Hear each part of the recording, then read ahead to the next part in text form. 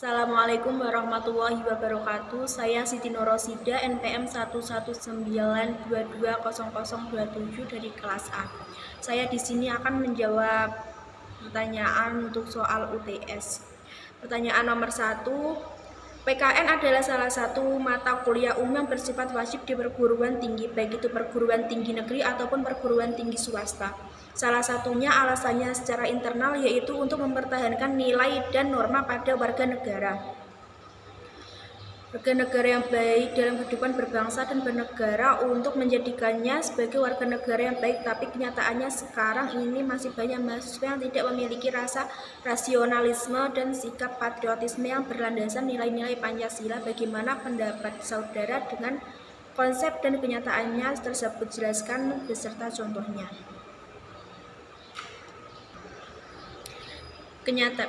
Kenyataannya, banyak mahasiswa yang tidak memiliki rasa rasionalisme dan sikap patriotisme yang berlandaskan nilai-nilai Pancasila, meskipun sudah diberikan mata kuliah umum wajib berupa PKN.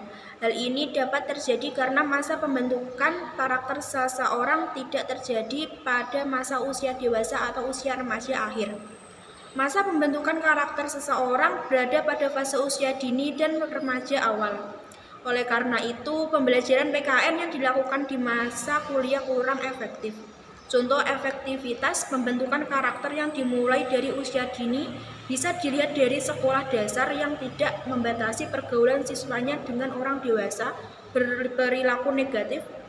Lingkungan negatif ini kemudian berdampak secara efektif pada sekolah ini yang menyebabkan muridnya cenderung bersifat kasar hingga dewasa. Berbeda dengan perguruan tinggi, kecenderungan mahasiswa terhadap lingkungan justru lebih kepada kecocokan kepribadian. Pertanyaan yang kedua, salah satu alasan perlunya identitas nasional bagi Indonesia yaitu agar bangsa Indonesia tetap bersatu dalam menjaga nilai persatuan sesuai dengan ideologi dasar negara Indonesia. Tetapi salah satu dinamika yang terjadi sekarang ini, warga negara Indonesia tidak lagi menjadikan Pancasila sebagai acuan sikap dan perilaku hidupnya dalam kehidupan berbangsa dan bernegara, sehingga merusak nilai persatuan. Jelaskan beserta contoh bagaimana kedudukan konsep ideologi negara Indonesia sekarang ini terjadi terhadap dinamika yang terjadi. Jawabannya adalah ketahanan ideologi Pancasila kembali diuji ketika dunia masuk pada era globalisasi di mana banyak ideologi alternatif merasuki ke dalam segenap sendi-sendi bangsa melalui media informasi yang dapat dijangkau oleh seluruh anak bangsa.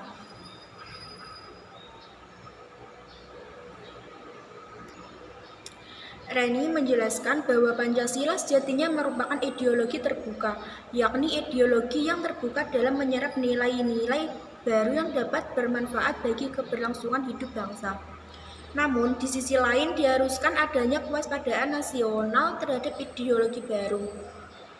Apabila Indonesia tidak cermat, maka masyarakat akan cenderung ikut arus ideologi luar tersebut, sedangkan ideologi asli Indonesia, bangsa Indonesia sendiri yakni Pancasila malah terlupakan, baik nilai-nilainya maupun implementasinya dalam kehidupan sehari-hari. Tantangan yang dihadapi saat ini adalah tantangan pertama adalah banyaknya ideologi alternatif melalui media informasi yang mudah dijangkau oleh seluruh anak bangsa seperti radikalisme, ekstremisme, konsumerisme.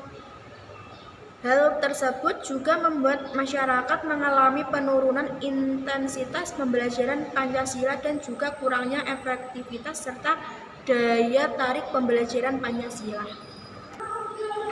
Kemudian tantangan selanjutnya adalah eksklusivisme sosial yang terkaitan derasnya arus globalisasi yang mengarah kepada penguatannya kecenderungan politisasi identitas, gejala polarisasi dan fragmentasi sosial yang berbasis SARA, Bonus demokrasi yang akan segera dinikmati bangsa Indonesia juga menjadi tantangan tersendiri untuk menanamkan nilai-nilai Pancasila kepada generasi muda di tengah arus globalisasi.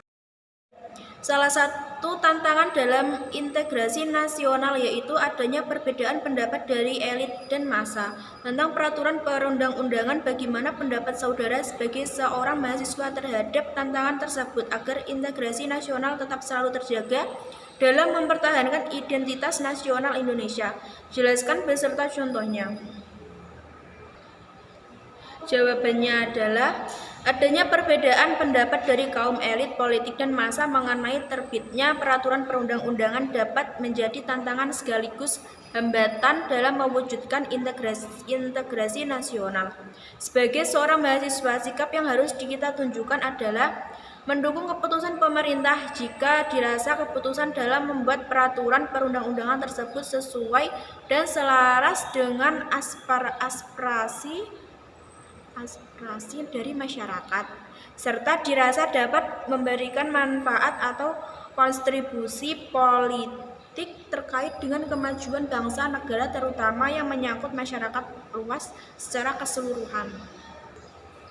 Pertanyaan yang keempat, salah satu alasan perlunya sebuah konstitusi dalam kehidupan bangsa dan bernegara yaitu untuk bisa melindungi HAM setiap warga negara. Tetapi kenyataannya sekarang ini masih ada HAM warga negara yang dirugikan oleh pihak yang tidak bertanggung jawab. Seperti ini, hak seorang anak yang harus mendapatkan pendidikan. Bagaimana pendapat saudara tentang konsep dan kasus tersebut? Jelaskan beserta contoh. Jawaban saya, pemerintah melalui instrumen hukum yang ada telah menjamin serta mengakomodir perlindungan hak anak, tetapi kerjasama antar instansi terkait masih belum saling terintegrasi, sehingga banyak tumpang tindih peran instansi terkait membuat kurang maksimalnya penegakan dan pengawasan perlindungan hak atas anak. Dalam menjalankan kebijakan peraturan undang-undang perlindungan anak, pihak pemerintah daerah, Komisi Perlindungan Anak, pihak swasta, masyarakat, lembaga swadaya masyarakat, tokoh-tokoh lintas agama, bahkan pihak aparat keamanan, dalam hal ini pihak kepolisian dan satuan polisi, Pamong Praja, Satpol PP seharusnya mampu bersinergi dan bekerja sama dengan baik sehingga menegakkan dan pengawasan aturan perlindungan hak atas anak bisa berjalan dengan baik. Pertanyaan yang kelima, bagaimana hubungan antara kewajiban dan hak negara dan warga negara yang tidak bisa dipisahkan? Jelaskan beserta contohnya. Jawaban soal nomor 5. Hak dan kewajiban warga negara merupakan dua hal yang saling berkaitan. Keduanya memiliki hubungan kausalitas atau hubungan sebab akibat. Seseorang mendapatkan hak karena kewajibannya dipenuhi. Hak dan kewajiban warga negara juga tidak dapat dipisahkan karena bagaimanapun dari kewajiban itulah muncul hak dan begitu pun sebaliknya. Akan tetapi sering terjadi pertentangan karena hak dan kewajiban tidak seimbang. Misalnya, setiap warga negara berhak atas pekerjaan dan penghidupan yang layak. Meski menjadi hak, tetapi pada kenyataannya banyak warga negara belum merasakan kesejahteraan dalam menjalani kehidupannya. Hal ini disebabkan oleh ketidakseimbangan antara hak dan kewajiban. Apabila keseimbangan itu tidak ada, akan terjadi kesenjangan sosial yang berkepanjangan. Akan tetapi sering terjadi pertentangan karena hak dan kewajiban tidak seimbang. Misalnya, setiap warga negara berhak atas pekerjaan dan penghidupan yang layak. Sekian video dari saya. Jika ada kata-kata yang salah, saya mohon maaf sebesar-besarnya. Wassalamualaikum warahmatullahi wabarakatuh.